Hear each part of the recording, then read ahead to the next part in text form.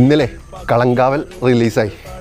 കളങ്കാവലിലെ നായകൻ്റെ വീട് എവിടെയെന്ന് പറയുമ്പോൾ നായകൻ വിനായകൻ്റെ വീട് അവിടെയായിട്ടാണ്. കുറച്ച് മാറിയിട്ടാണ് എൻ്റെ വീട്. ഏകദേശം 300 മീറ്റർ ഗ്യാപ്പുള്ളൂ. അപ്പോൾ അതിന് മുമ്പ് ഈ വീഡിയോ ഒന്ന് കണ്ടു നോക്ക്, അതിനുശേഷം കഥ പറയാം. ദുൽഖറിന്റെ കൂടെ കമ്പട്ടിപ്പാടം ചെയ്ത സമയത്ത് തിയേറ്ററിൽ ഏറ്റവും കൂടുതൽ കൈയടിയിട്ടത് വിനായകൻ ചേട്ടനാണ്.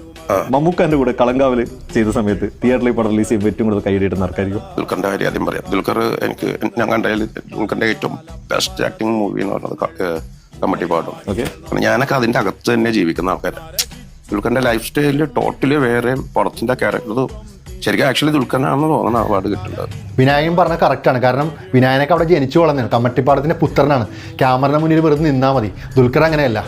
അപ്പോൾ വിനായകൻ ഞാൻ ആദ്യമായിട്ട് കാണുന്നത് 96, 97 കാലഘട്ടത്തിലാണ്. 95 വിനായകൻ മാന്ത്രികം എന്ന മോഹൻലാലിൻ്റെ ചിത്രത്തിൽ അഭിനയിച്ചു. അതിന് ശേഷം സ്കൂളിൽ ഞങ്ങൾ പഠിച്ച, അതായത് വിനായകനൊക്കെ പഠിച്ച സ്കൂളിൽ ഒരു ഫിയറ്റ് കാർ അല്ലെങ്കിൽ പ്രീമിയർ പത്മിനിയ ഏതൊരു കാറിൽ കൂളിംഗ് ഗ്ലാസ്സൊക്കെ വെച്ചിങ്ങനെ ഇറങ്ങുന്ന ഒരു രംഗമാണ് എൻ്റെ മനസ്സിൽ ഓർമ്മ വരുന്നത്. അതിനുശേഷം പലയിടങ്ങളൊക്കെ ആയിട്ട് ഞാൻ കണ്ടിട്ടുണ്ട്. ട്രാക്കിൽ വെച്ചിട്ടും ഈ ബസ് സ്റ്റാൻഡ് പരിസരത്തൊക്കെ കൂളിംഗ് ഗ്ലാസ്സൊക്കെ വെച്ച് ഇങ്ങനെ പേപ്പറൊക്കെ വായിച്ചിരിക്കുന്ന ഒരു ചിത്രം എൻ്റെ മനസ്സിൽ ഇപ്പോഴും ഉണ്ട്.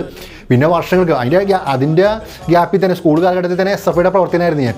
അപ്പോൾ അവിടെ MSFും KSU ആണ് സജീവമായിട്ടുള്ളത്. അപ്പോൾ പല പല വിഷയങ്ങളും അവിടെ നടക്കാറുണ്ട്. പാർട്ടി ചില സ്ഥലങ്ങളിലൊക്കെ ഇടപെടാറുണ്ട്. അങ്ങനെ ഒരു ദിവസം ഞാനിതുപോലെ വിനായകൻ്റെ ഒക്കെ ആ ഭാഗത്ത് കല്യാണത്തിന് വേണ്ടി പോയി.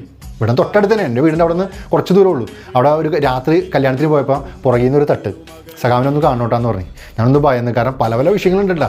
അപ്പോൾ എന്താണെന്നുള്ളത് നമുക്കറിയില്ലല്ലോ. അപ്പോൾ ഞാനൊരു കൂട്ടുകാരോട് ചോദിച്ചപ്പോൾ അതാണ് വിദ്യാധരൻ സഖാവ്, വിനായകൻ്റെ ചേട്ടൻ.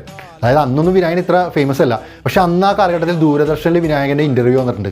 കാരണം അന്ന് ദൂരദർശനിലൊക്കെ ഇൻ്റർവ്യൂ വരാമെന്നൊക്കെ പറഞ്ഞാൽ എന്താ പറയുക, സാധാരണക്കാർക്ക് അങ്ങോട്ട് നോക്കണ്ട. കാരണം ആകെ ഒരു ഇതുള്ളൂ നമുക്ക് കാണാനുള്ള, ബാക്കി ചാനലൊന്നുമില്ല ആ കാലഘട്ടത്തിൽ. അങ്ങനെ വളർന്നു വരുന്നൊരു കാലഘട്ടമാണ്. അങ്ങനെ വിനായകൻ്റെ വിവാഹ ഫോട്ടോയും ചേട്ടൻ വിദ്യാധരൻ, വിക്രമൻ, പിന്നെ ഒരു ചേട്ടൻ കൂടി ഉണ്ട്. അപ്പോൾ ഇവരെ 3 പേരെ വിവാഹ ഫോട്ടോ ഞാൻ എടുത്തത്. അപ്പോൾ ആ ഒരു കാലഘട്ടത്തിൽ പെട്ടെന്ന് നമുക്ക് ഓർമ്മ വരും ഇങ്ങനെ ഈ കമ്മട്ടിപ്പാടമൊക്കെ പടം കാണുമ്പോൾ ചില സീനൊക്കെ കാണുമ്പോഴേ ഈ കല്യാണ പരിപാടികളൊക്കെ ഉണ്ടല്ലോ, അതേപോലത്തെ ഒരു ഇതൊക്കെ നമ്മുടെ ജീവിതത്തിൽ നടന്നിട്ടുള്ള കാര്യമാണ്. അപ്പോൾ അതൊക്കെ കണ്ടപ്പോൾ ഒരു ഓർമ്മ വന്ന്, വിനായകനെ സംബന്ധിച്ചോളം ഇതേപോലത്തെ പടങ്ങൾ വിനായകന് ശരിക്കും പറഞ്ഞു കഴിഞ്ഞാൽ ബുദ്ധിമുട്ടേണ്ടി വരില്ല. കാരണം വെറുതെ ക്യാമറ മുന്നിൽ നിന്നാൽ മതി, അത് അഭിനയമാണ്. പക്ഷേ ഒന്നും പറയാനില്ല, വിനായകൻ്റെ അഭിനയം ഞാൻ പറഞ്ഞിട്ട് വേണ്ട.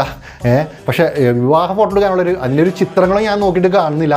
എപ്പോഴെങ്കിലും എൻ്റെ കയ്യിൽ കിട്ടണമെങ്കിൽ തീർച്ചയായിട്ടും ഞാൻ നിങ്ങളായിട്ട് പങ്കുവെക്കുന്നതാണ്. മറ്റു വീഡിയോയുമായി വീണ്ടും വരും. അത് നമസ്കാരം.